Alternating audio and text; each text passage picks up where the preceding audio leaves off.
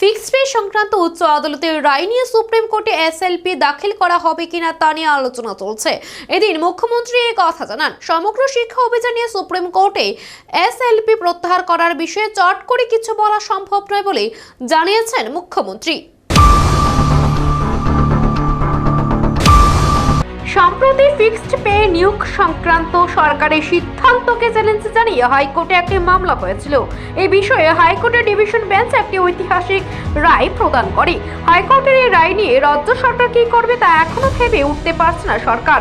মঙ্গলবার সংশ্লিষ্ট বিষয়ে সাংবাদিকদের এক প্রশ্নের উত্তরে মুখ্যমন্ত্রী জানান, সংশ্লিষ্ট বিষয়টি নিয়ে আলোচনা চলছে। মন্ত্রী এবং আধিকারিকদের সাথে বিষয়টি নিয়ে কথা বলছেন তিনি।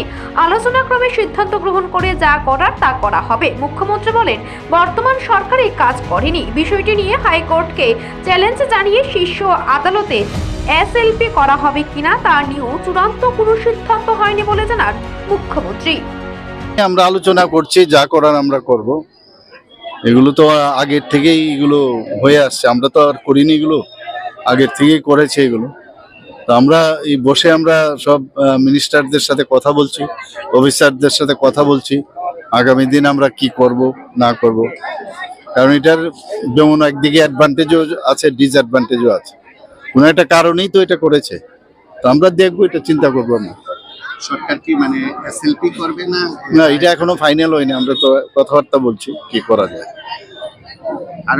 এদিকে সর্বশিক্ষা অভিযান নিয়েও রাজ্য সরকার শীর্ষ আদালতে একটি এসএলপি দাখিল করেছে। বিভিন্ন মহলে গুঞ্জন চলছে রাজ্য সরকার সুপ্রিম কোর্ট থেকে এই এসএলপি প্রত্যাহার করে নেবে।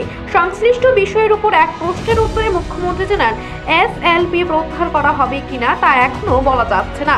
এতে তর্ক বিতর্কের বিষয় রয়েছে। তিনি জানান, রাজ্যের সম্পদ খুব কম, তাই চট করে কোনো সিদ্ধান্ত নিলে চলবে না। মুখ্যমন্ত্রী আরো জানান, আগে সরকারকে বাঁচাতে হবে। Bureau report, Asian Times.